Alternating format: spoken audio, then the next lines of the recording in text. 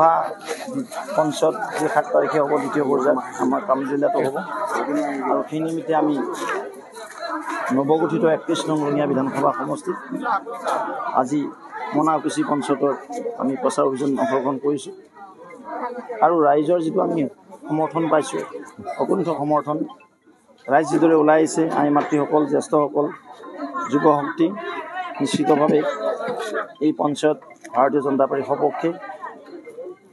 সন্মানৰ মুখ্যমন্ত্ৰী হিমন্ত বিশ্ব শৰ্মা ডাঙৰীয়াৰ সপক্ষে আৰু NDAৰ সপক্ষে আহিব এইটো নিশ্চিত হৈছে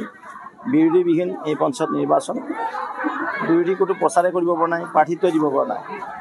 তেনেস্থলত এই পঞ্চায়ত নিৰ্বাচন হ'বলৈ গৈছে নিশ্চিতভাৱে ডাবল ইঞ্জিনৰ চৰকাৰৰ যি লাভালাভ ডাবল ইঞ্জিনৰ চৰকাৰে যিদৰে জনতাৰ ওচৰত সেৱা আগবঢ়াইছে এই সেৱাৰ আধাৰত উন্নয়নৰ আধাৰত এই নিৰ্বাচন হ'বলৈ গৈ আছে নিশ্চিতভাৱে ৰাইজ উন্নয়নৰ পক্ষত আছে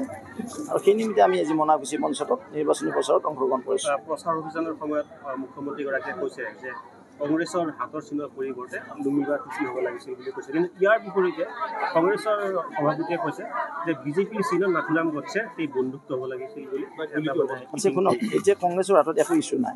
নাম্বাৰ 1 কংগ্ৰেছে কি কৰিব দেশ স্বাধীনতাৰ সৰহ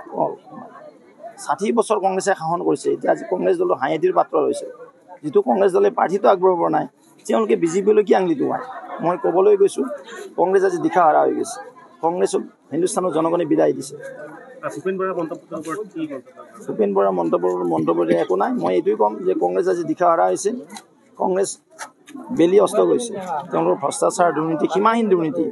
এই দুৰ্নীতিত জনগণে তেওঁলোকক বিদায় দিছে পঞ্চত যে 7 তাৰিখে হ'ব দ্বিতীয় পৰ্যায় আমাৰ কামৰূপ জিলাতো হ'ব আৰু সেই নিমিত্তে আমি নৱগঠিত 31 নং ৰঙিয়া বিধানসভা সমষ্টিত আজি মনাকুছি পঞ্চতৰ আমি প্ৰচাৰ অভিযান অংশগ্ৰহণ কৰিছোঁ আৰু ৰাইজৰ যিটো আমি সমৰ্থন পাইছোঁ অকুণ্ঠ সমৰ্থন ৰাইজ যিদৰে ওলাই আহিছে আই মাতৃসকল জ্যেষ্ঠসকল যুৱ শক্তি নিশ্চিতভাৱে এই পঞ্চায়ত ভাৰতীয় জনতা পাৰ্টিৰ সপক্ষে সন্মানৰ মুখ্যমন্ত্ৰী হিমন্ত বিশ্ব শৰ্মা ডাঙৰীয়াৰ সপক্ষে আৰু NDAৰ সপক্ষে আহিব এইটো নিশ্চিত হৈছে বিৰোধীবিহীন এই পঞ্চায়ত নিৰ্বাচন বিৰোধী কোনো প্ৰচাৰে কৰিব পৰা নাই প্ৰাৰ্থিত্ব দিব পৰা নাই তেনেস্থলত এই পঞ্চায়ত নিৰ্বাচন হ'বলৈ গৈছে নিশ্চিতভাৱে ডাবল ইঞ্জিনৰ চৰকাৰৰ যি লাভালাভ ডাবল ইঞ্জিনৰ চৰকাৰে যিদৰে জনতাৰ ওচৰত সেৱা আগবঢ়াইছে এই সেৱাৰ আধাৰত উন্নয়নৰ আধাৰত এই নিৰ্বাচন হ'বলৈ গৈ আছে নিশ্চিতভাৱে ৰাইজ উন্নয়নৰ পক্ষত আছে আৰু সেই নিমিত্তে আমি আজি মনাকুছি পঞ্চায়তত নিৰ্বাচনী প্ৰচাৰত অংশগ্ৰহণ কৰিছোঁ প্ৰচাৰ অভিযানৰ সময়ত মুখ্যমন্ত্ৰীগৰাকীয়ে কৈছে যে কংগ্ৰেছৰ হাতৰ চিনৰ পৰিৱৰ্তে লুমিবাৰ চিন হ'ব লাগিছিল বুলি কৈছে কিন্তু ইয়াৰ বিপৰীতে কংগ্ৰেছৰ সভাপতিয়ে কৈছে যে বিজেপিৰ চিনত নাথুৰাম গডছে এই বন্ধুত্ব হ'ব লাগিছিল বুলি এতিয়া কংগ্ৰেছৰ হাতত একো ইছ্যু নাই নাম্বাৰ 1 কংগ্ৰেছে কি কৰিব দেশ স্বাধীনতাৰ সৰহ 60 বছৰ কংগ্ৰেছে শাসন কৰিছে এতিয়া আজি কংগ্ৰেছ দলৰ হাঁহিৰ পাত্ৰ হৈছে যিটো কংগ্ৰেছ দলে প্ৰাৰ্থিত্ব আগবঢ়াব পৰা নাই তেওঁলোকে বিজেপিলৈ কি আঙুলি তোৱায় মই ক'বলৈ গৈছোঁ